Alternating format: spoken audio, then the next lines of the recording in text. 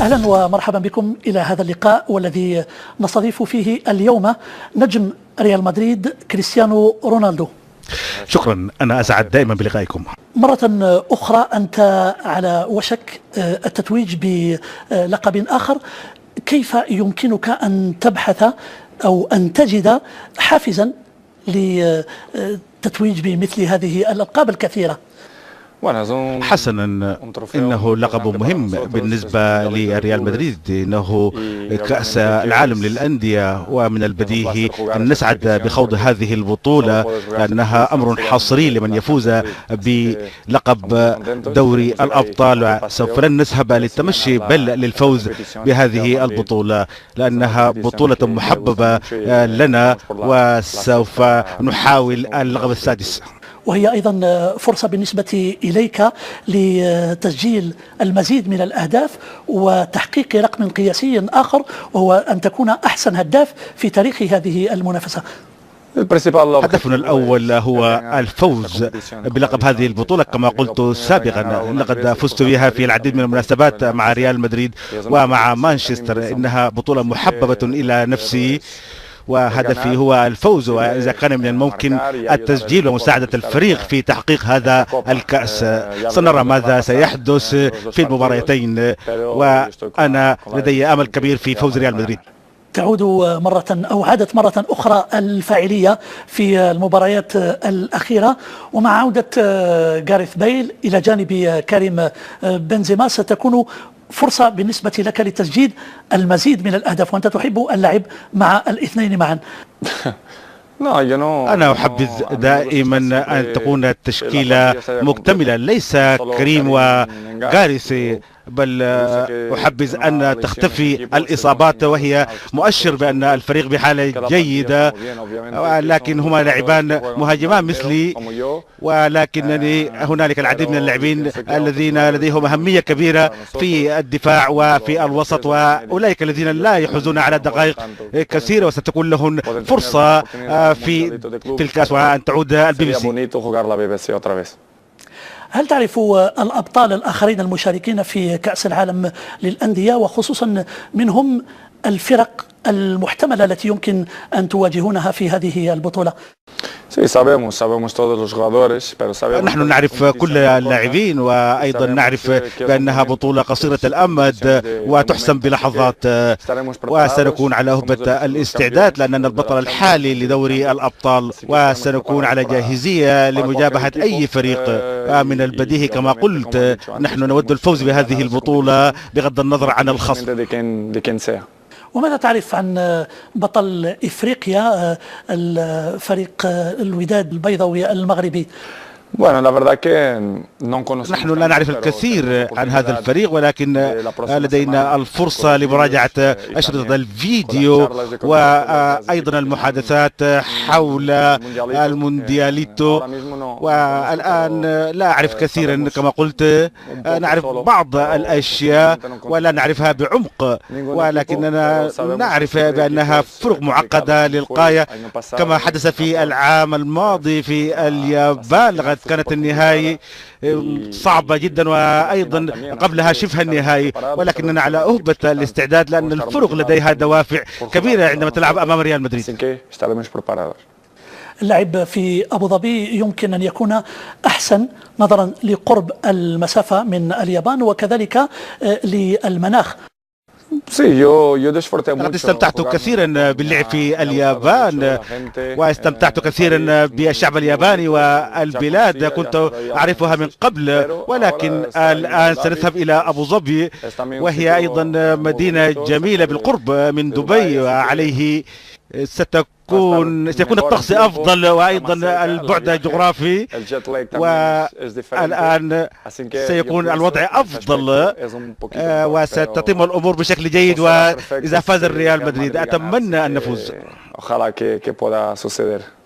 لن تؤثر كثيرا مباراتين في أبو ظبي، وكذلك السفر ذهابا وإيابا أكثر من 7 ساعات قبل مباراة مهمة حينما تعودون إلى إسبانيا. بالطبع ليست هذه هي المشكلة، ونحن سنذهب بدافع الفوز بهذا اللقب وسنكون على أهبة الاستعداد. إنها رحلة ليست بالقصيرة ولكنها مريحة، وبعد ذلك سنأتي للدوري ونصارع من أجل اللقب وسيكون لنا دافع كبير. كيف هو ريال مدريد في هذه الفترة بالذات مقارنة بنفس الفترة من العام الماضي؟ نحن ندرك جيدا هنالك لحظات جيدة ولحظات ليست بجيدة، ونحن لسنا في أفضل حالاتنا، وكما قلت دائما ليس من المهم كيف تبدأ بل كيف تنتهي. ونحن الآن سنواصل العمل على أمل التحسن في كل الجوانب من الهجوم إلى الدفاع، ونحن نثق في عملنا وسنحاول الفوز بلقبين كما حدث في بداية الموسم، والآن نود الفوز بلقب كأس الأندية وأيضا الصراع في دوري الأبطال على الرغم من الصعوبة، ولكن لدينا أمل كبير في فوز ريال مدريد ويجب علينا أن نفكر بشكل إيجابي للتحسن.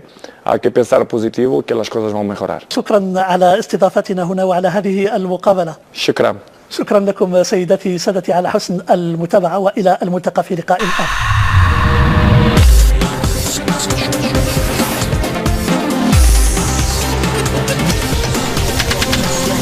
طبعا لأنه في بعض الأسئلة ستسأل وستطرح على كريستيانو رونالدو بعد فوزه بهذه الجائزة مع جينولا، سنتحول مباشرة للاستماع إليها.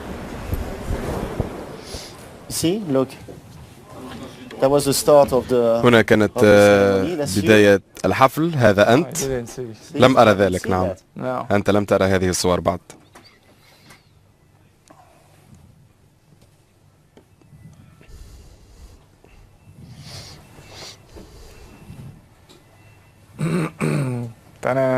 واو هذا يبدو رائعا. نعم، تقديم جيد.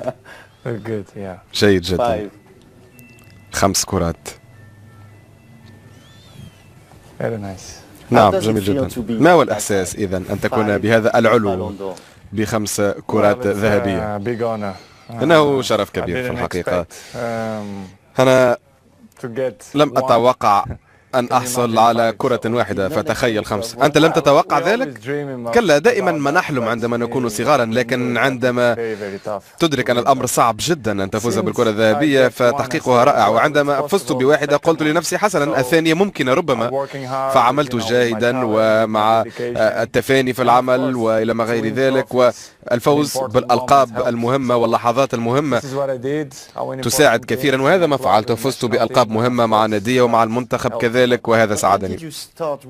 متى بدأت في التفكير عن ذلك حقيقيا؟ يعني عندما كبرت كلاعب كرة قدم أنت كنت تبني نفسك على الصعيد الجسدي وعلى الصعيد المهارة كذلك، ولكن متى بدأت تدرك بأنك قد تكون فعلا لاعبا فريدا من نوعه؟ هل عرفت ذلك منذ البداية؟ أنا أدركت ذلك منذ البداية، منذ 14 أو 16 من العمر تقريبا، أنني كنت مختلفا عن الصغار الآخرين. كنت أفعل أشياء مختلفة عنهم، لكن عندما أدركت بأنني جيد بما فيه الكفاية كان ذلك في مانشستر يونايتد بصراحة.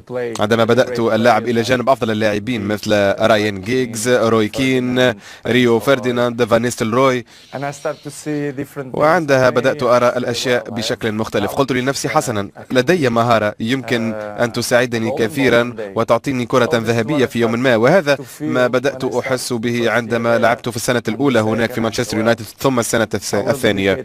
قلت لنفسي سأتفانى إلى العمل كي أفوز بكرة ذهبية في يوم ما. كيف كان سير أليكس فيرغسون معك في تلك الفترة؟